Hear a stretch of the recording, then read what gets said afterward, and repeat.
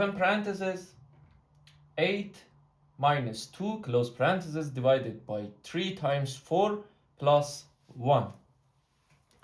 8 minus 2 equals 6. 3 times 4 equals 12.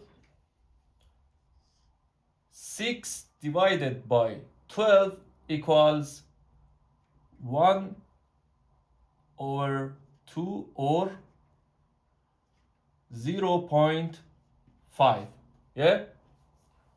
And plus 1 equals 1.5. But this answer is not correct.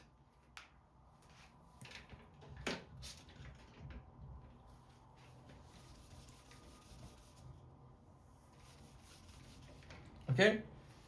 Remember the PEMDAS rule, parentheses, exponent, multiplication and division, they are on the same level. Addition and subtraction, they are also on the same level. So solve from left to right. Okay? First parenthesis, 8 minus 2 equals 6. After that we have multiplication and division. We always solve them from left to right. Okay? 6 divided by 3 equals 2.